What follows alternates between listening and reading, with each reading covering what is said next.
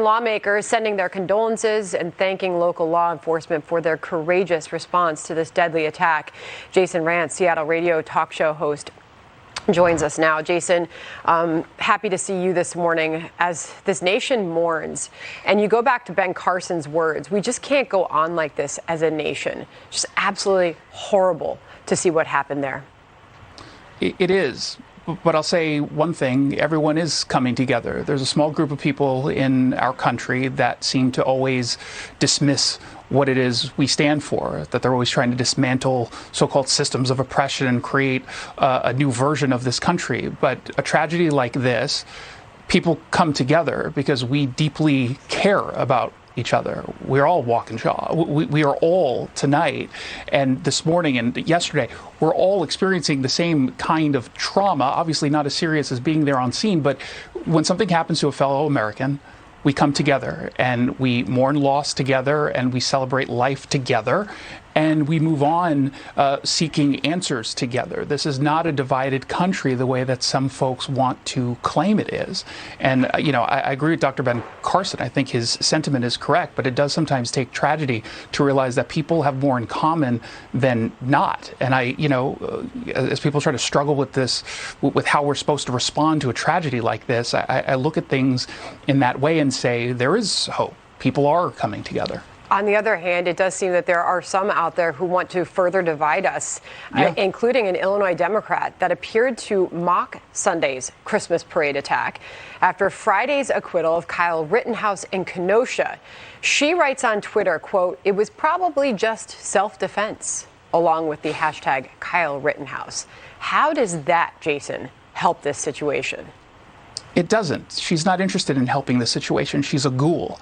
And I spent some time today going through some of her other tweets, and now she's claiming to be a victim because Fox News picked up on this story, and now she's getting criticized on Twitter. One of the tweets that she put out there was, "Wisconsin, you reap what you sow." Well, with all due respect to this woman, you're now reaping what you sow. You go after people like this. You use a tragedy to further a political sort of push of what you feel is truly at stake here and what's wrong with this country. Well, now you're reaping what you sow. You're getting some mean tweets, but understand that those mean tweets criticizing you, nothing compared to what people are feeling right now in Wisconsin and across the country.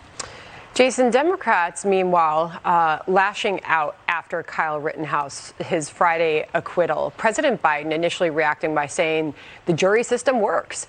But Vice President Harris has a very different take on it. She tweeted this: "Today's verdict speaks for itself.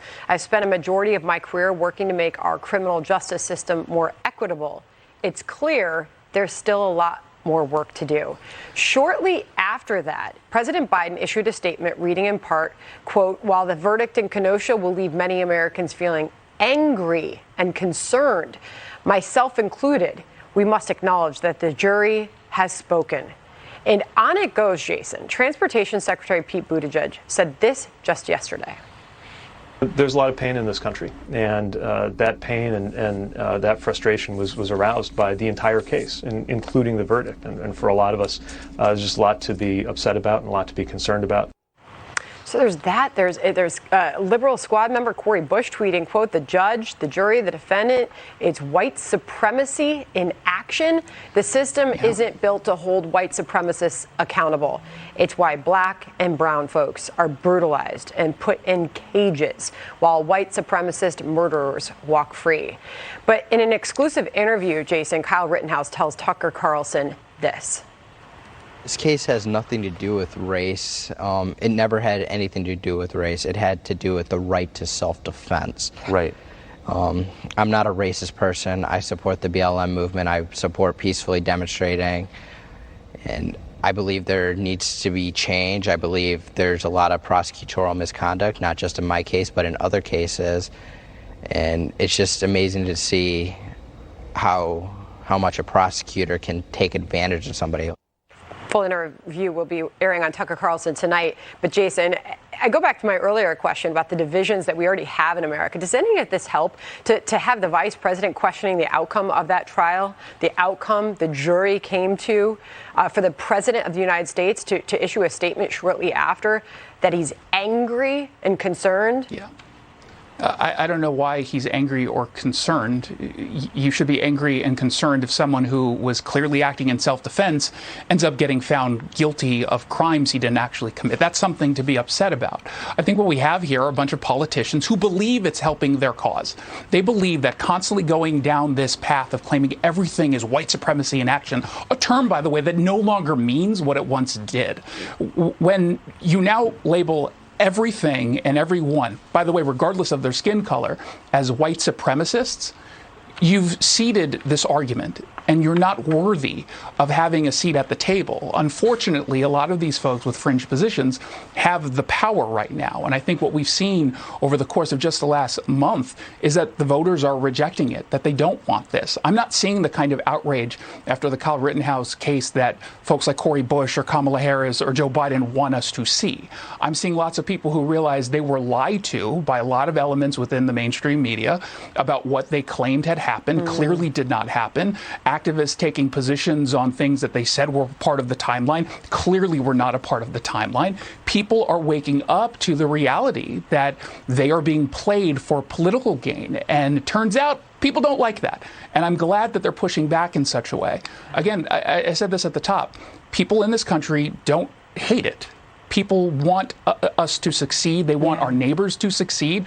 We want to be a part of something where we're all part of a shared value system. And when you have voices out there claiming that this country is so evil it has to be dismantled, various systems of there's going to be pushback. And we're now starting to see it. We saw it in Virginia, and we're going to continue to see it into the midterms. Media coverage has been such a big part of all of it, including the Rittenhouse trial. And Jason, police over the weekend declaring a riot in Portland.